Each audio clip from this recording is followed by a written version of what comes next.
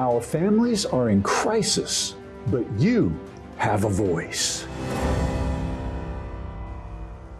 Welcome to Freedom Alive. Only 2% of parents have a biblical worldview. 1 in 5 Generation Z self-identify as LGBTQ. And there are still states where abortion remains legal, even up to full term. Jenny Donnelly decided she needed to use her voice to make a difference, and she's calling others to do the same. Jenny is the founder and president of Her Voice movement and joins us to share how God is moving as a result. I'm joined again by our co-host, Matt Staver from Liberty Counsel. Matt, parents are the greatest influencers in their families, but only 2% have a biblical worldview. Children must be guided in God's way. Yes, and a lot of times when you talk about a worldview, people don't understand what a worldview is. And when I was teaching Foundations of Law at Liberty University School of Law, we spent a lot of time on discussing worldview. There's one particular section of a class that we did where you would put on the black or on the projected board of the screen a paragraph. But some of the words were written in different colors. And so we would put different colored glasses on 1 or 2 students. And we would ask them to read the paragraph. And they could not read everything. And the rest of the class didn't know why. When they took off the glasses, they were able to actually see the words. A worldview is the lens through which we actually see things. And there's some things that we can't see or we misunderstand based upon our worldview. Everybody has a worldview. It's important that Christians have a Christian worldview that helps us to understand who we are, who God is, our environment, our past, our future, and certainly our present, and our meaning and reason for existence. And so it's really critically important that parents understand and they immerse themselves in a Christian worldview. And then they teach that to that next generation. Amen. Absolutely. Absolutely. We cannot wait to bring this story to you. It's remarkable. But Liberty Counsel's Freedom Alert is next. Liberty University defends its Christian mission. Liberty Counsel recently had oral arguments at the Court of Appeals on behalf of Liberty University. This Christian university was sued by Jonathan Zinski, who worked as an IT specialist at the school. After his 90-day probationary employment period, Zinski announced he was taking female hormones, wanted to identify as a female, and change his name to Eleanor. Liberty University fired him for violating the university's doctrinal statement and policies. Then Zinski filed a lawsuit because he argues the university's religious autonomy and constitutional protections under Title VII should be removed because the question of his sex is involved. Please pray that the court will uphold the right for religious institutions to employ people aligned with their beliefs. The church autonomy doctrine protects hiring decisions, which extends to non-ministerial support roles.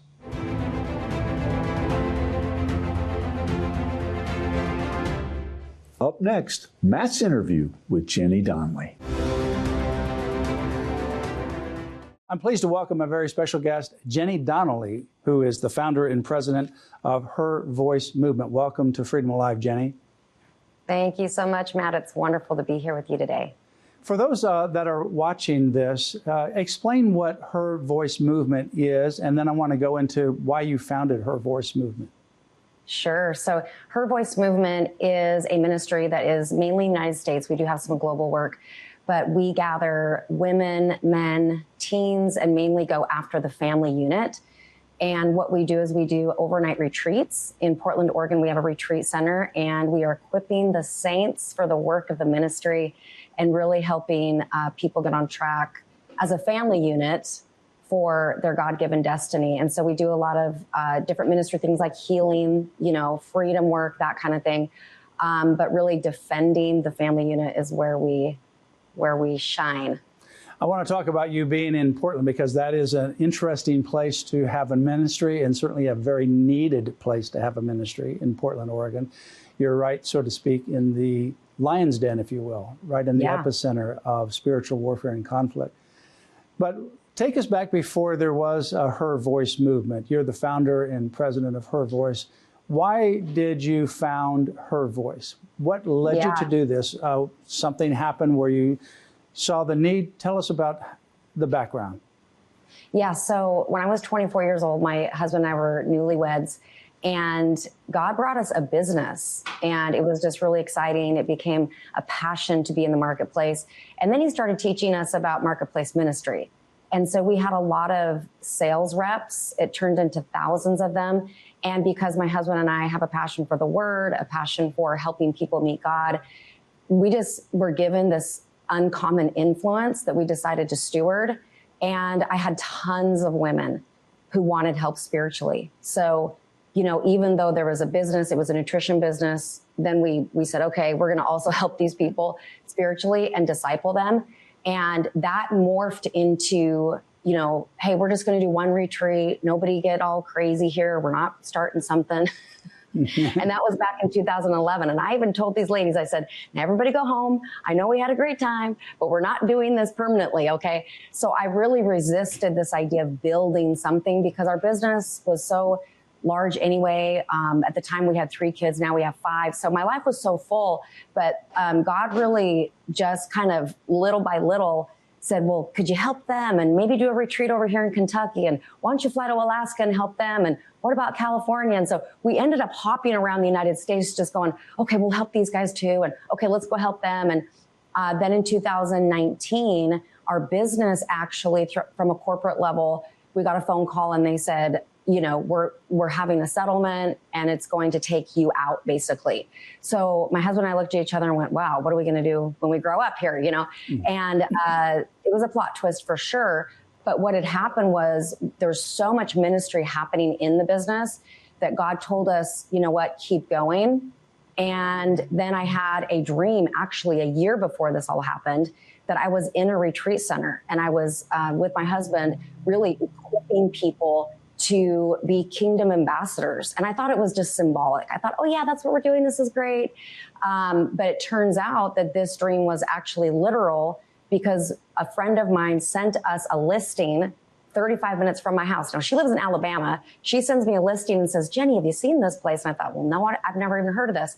So we came out to the retreat center and it was shocking because I'd been there in a dream. And I know that sounds really strange to some people.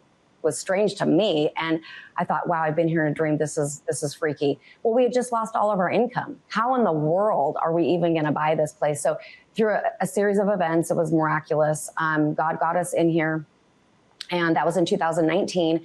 And we have been running retreats ever since. And it's been a true honor. It's a true joy. We do business as well. Kind of couldn't take the business out of us. So we love that piece, marketplace ministry. But that's how Her Voice started. It wasn't a decision to start something. It really overcame us just through wanting to help people be free, because that's what had happened to us. And, you know, free people.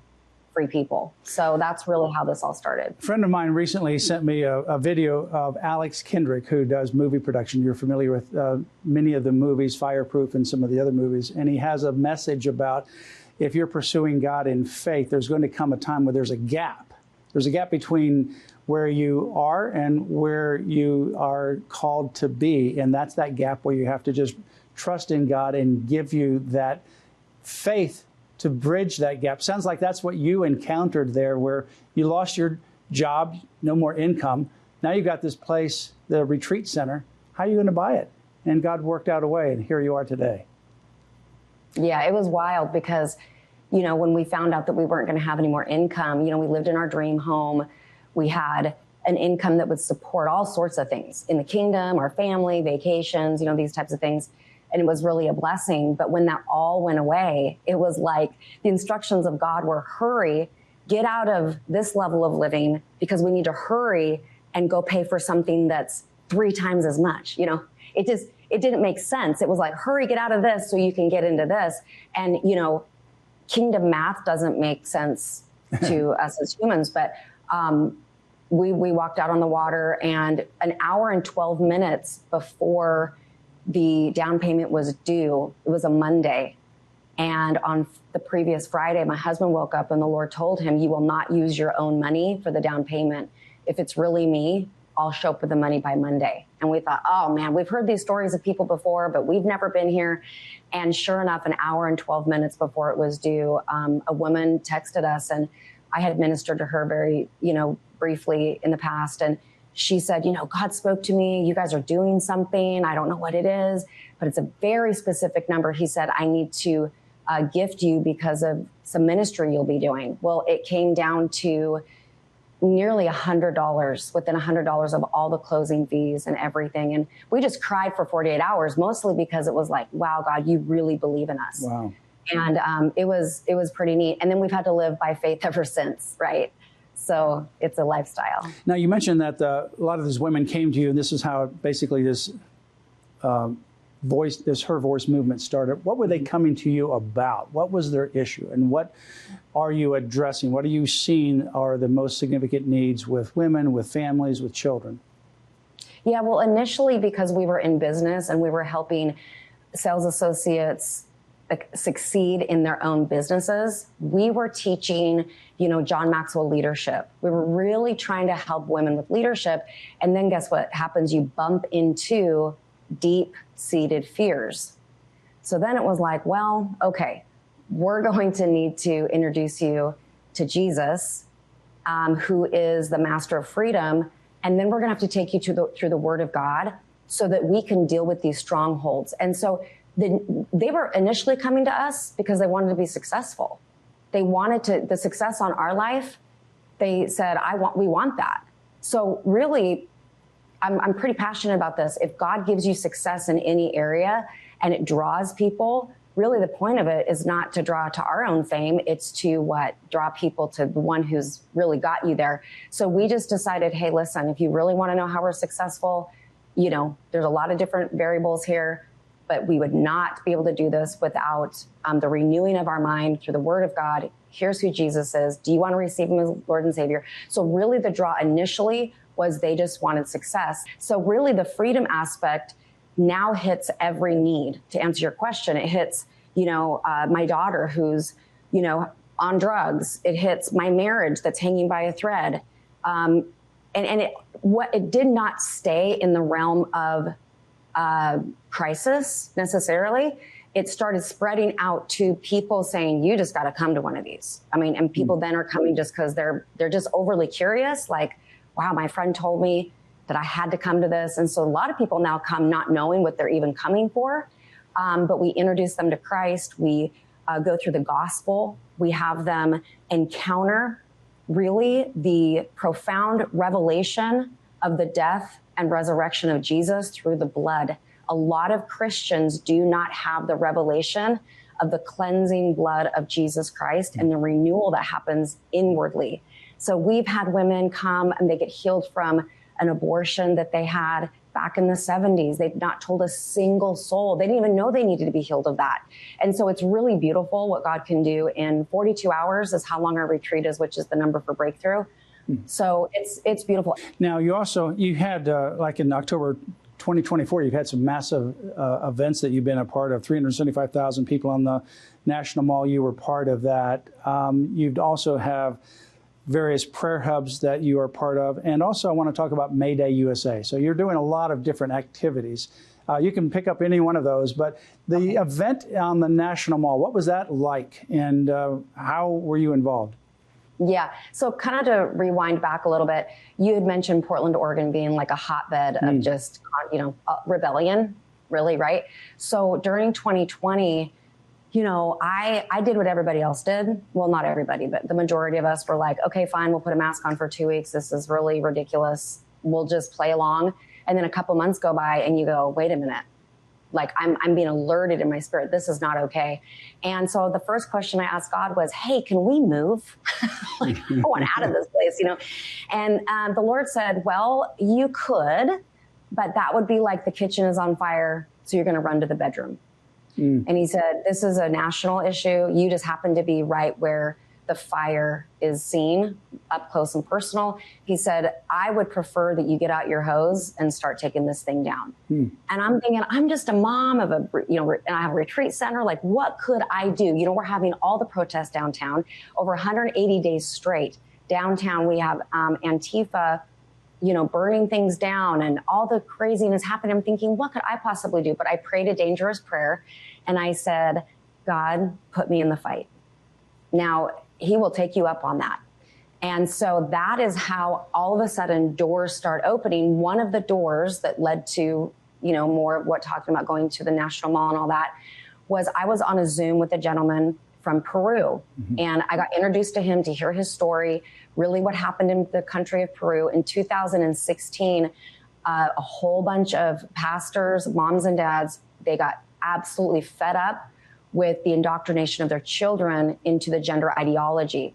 They put their foot down. They had a 2 million person march in Lima. It spilled over to other countries, the surrounding countries, but they were able to turn over 9 woke laws. And it just incredible. They were able to oust the president, the education minister, the prime minister, and really get their country back on track. They are the only Latin American country that does not have a single woke law. And the church mobilizes immediately when there is any legislation, even a hint of really taking down the family. Now, one of their laws was you went to prison if you called somebody their biological pronoun when that person wanted something else. It was prison. It wasn't jail. It wasn't a slap on the hand. It wasn't even hate. It was, you're going to prison. That was when they said, we're done with this. So they stood up. They had a grassroots movement. So I hear about this while I'm in Portland, and I'm greatly convicted knowing that I don't have any background in civics. I'm just a mom, quote unquote. I'm like, but I have to do something. So the Lord, actually through a series of dreams and him speaking to me, said, I want you to launch this. And it's called Don't Mess With Our Kids in Peru. We launched Don't Mess With Our Kids USA. And that caused us to hit a national scene because immediately we were protested in Portland. We've never been protested. Protested for what, But when we went downtown to the Oregon Convention Center and we launched this, we had 4,000 people that we were ministering to, women mainly, and we were protested, and all of a sudden we're on this radar. So this is when I get connected to people who really care about where we're going, the wokeness in America. They're hearing, hey, this random girl from Portland, Oregon is, she's going to carry this, Don't Mess With Our Kids. So that really allowed us to, the first thing we did actually was all 50 capitals. We had one prayer moment on every single Capitol property on one single Saturday, which was a miracle. We got the permit for every day, which now that I understand permits a little more for May Day, I'm like, wow, that's a miracle. But we were able to have a prayer gathering. It was over 20,000 people collectively across the United States. That was April 13th of 2024. Then October of 2024, we joined forces with Lou Engle, some other people, to really cry out for America. And so Don't Mess With Our Kids. We came and represented that messaging. And so that's kind of how we got involved at a high level. But May Day, you mentioned the May Day tour. So God told us 5 cities to go and really do what Peru did. Peru didn't stay inside the building. They didn't, just keep it to prayers. They took it to the public square. They took this message to where the people were living day in and day out. And so the Lord spoke to me and said, you got to take it to the streets. We went to New York City. We went to Times Square, right there in the middle of Times Square. And what we do with all these cities, Miami, Houston, Seattle, and Los Angeles, is we always put up an area where the protesters can have their First Amendment right. Right. So we want them to be there because we want them to exercise their First Amendment rights. We also want them to hear the gospel, since we're going to be, talking about that. And so we didn't have any problems with violence. We had many protesters get saved. It was beautiful. But when we got to Seattle, that's where it all broke out in a very odd direction, which is how we got connected with y'all. Yeah. So Christian Rosas, I imagine you know that name from Lima, Peru. He's the one that was on. He was on the call. Yeah. So he's an amazing young man. Graduated from Liberty University. I met him there when I was dean of the law school at Liberty University, and know his family. Visited with his family in Lima. Of course, now some of them are in the United States. But it's an amazing event that they created there. Amazing movement of God that they created in Peru. And Peru is such an incredibly important place within the South American system there. And so that really inspired you. That's the U.S. connection from Lima to here and ultimately to May Day. And that's how we got in touch with each other, because you had 3 of the 5 events, the May Day events, no problem at all. But then in Seattle, where the May Day event was scheduled, instead of allowing the permit to be in the normal place of public assembly, they put the May Day in a predominantly LGBTQ community where there were protesters from Antifa and LGBTQ and horrible things, where they were throwing balloons filled with water, or with urine, I should say, on some of the people that were praying. And so Liberty Council, we filed a lawsuit there, and then Los Angeles did something similar right after Seattle, where they said, no, you can't have this permit. And then a few days later, they allowed an LGBTQ permit for the same exact location. So we're part of that. It's amazing that that connection took place. But tell us why you are a part of that. What is behind the Don't Mess With Our Kids? You talked a little bit about it with regards to why they were pushing back. It was the abortion, LGBTQ, the woke agenda in Lima, and they were able to push back. What do you want to share with the people about why this is so important? Well, when it comes to the May Day tour, specifically with Don't Mess With Our Kids, it was really interesting because I've had friends go to these same locations and get a permit, no problem, even to preach the gospel. Yeah. When it came to, we're going to come and stand up for family and kids, and we're going to say this very non-religious statement, don't mess with our kids. So even some Christians didn't like that. They're like, ooh, that sounds very mean, you know, and we're talking to the enemy. We're talking to the agenda. We're speaking to anybody that is harming children, and it's happening. A lot of people just can't believe it when we show them, hey, did you know these pornography books are on the shelf for your 8-year-old to take home in their backpack and you'll never know it? People can't even believe it. And I think a lot of it is just obviously ignorance. I didn't know either until I really looked into it. But the messaging here is that we are going to stand up for children. This is a mandate by God that we protect the next generation. I don't believe it's optional. I believe that there is such evil happening, like in the state of Washington. You know, Planned Parenthood is now inside the schools, and especially King County, Seattle. And what's happening? They have ambassadors, children that they call sexperts. And these children are getting paid up to $400.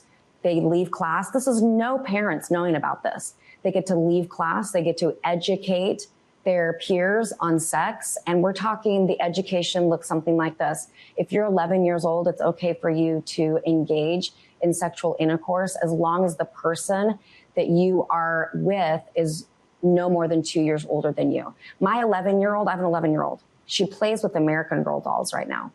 She just plays with her dolls. She does their hair. She puts on, little outfits. But yet the 11-year-olds in the school system are being taught how to engage in sexual activity. And any mother, like there's a mama bear inside of us. I mean, people are like, oh, you're an activist. I'm like, I don't care what you call me. I'm a mother. And the second you mess with children, you're going to see another part of me. Yeah. It's not okay. And I'm really tired of evil organizations having more persistence, having more funding, having more guts to stick their nose out and say, this is what we're going to do to your kids. Your kids belong to us. If the church doesn't respond to this, who will? So I sent this up to my friends in King County and said, you're the church. What are we going to do? We need to be provoked to action. Daniel 11:32 says, those who know their God stand firm and take action. This whole idea that we're just going to hide and not take action and just kind of hope that we're very pleasant people as Christians is a joke. So I'm just saying these kids are just going to get sucked into this stuff, but not on our watch. And I would invite anybody to get involved in their school system, their school board. You don't have to have a child in school to go to the school board and speak. We've got to start doing things we've not done before in order to make sure that these kids are not completely thrown into obscurity, because these are the ones leading our nation here very, very soon. And so if we want a perverted generation, if we want a woke country, if we want to be led by people who have no morals, then we should just sit on our hands and not get involved. So I feel very convicted that I have to be involved, and I would invite anybody to really dive in and do something they've never done before. Well, I like your analogy as Mama Bear. I mean, when you start messing with your children, and that's what they're doing. They're trying to literally destroy these children. And the way they do it is this sexual assault on them. And that not only destroys them as an individual, but also destroys their understanding of who God is. And that's ultimately what's at the core root of this. It's a spiritual warfare. Thank you for joining us, Jenny Donnelly, the founder and president of Her Voice Movement. Thank you for joining us on Freedom Alive. Thank you for having me. Matt, another story of God mobilizing people everywhere. And so many people, Jenny talks about the 180 straight days of protest in Antifa in Portland, Maine, right? That's the picture that a lot of us remember during those years. And only God, 15 years earlier, starts working on her heart because he knows his families everywhere are in crisis. And here comes Jenny with this movement. Well, and the other thing that's interesting about her story is how God works. In this particular situation, she and her husband were part of a successful business, and that was producing a lot of revenue, income. And then all of a sudden, they lose all their source of revenue. And what do they do now? So that had to do a number on them. And then this dream happens where she dreams about a piece of property, and then she sees the property. And, well, how are we going to buy that? Because we don't have any income anymore. It's gone. So it's an amazing series of events how God, we've always said this on this program, from Genesis 50, takes what was intended for evil to harm you and turns that into something for good. That's the story of Joseph, how he was thrown in the pit, and God raised him to the level of leadership in Egypt to save his people and his family and the nation of Israel. And here you have some kind of a similar story. A tragedy followed by God's repositioning in their life and in their mission. For those at home, I hope Jenny's words were inspiring to you when she prayed that dangerous prayer, God, put me in the fight. That is something that I know that all of us can ask God to do, because there's so many things that need our prayer and need our engagement and our involvement. And I hope that really inspires you at home to pray that same prayer. In closing, remember Proverbs 21, verse 21, which says, whoever pursues righteousness and love finds life, prosperity, and honor. Our freedom is a gift from our Creator. We must never forget that and always protect it. Join us here next time. You'll hear victories as well as ways you can stand up for your priceless freedom. Join us again for Freedom Alive.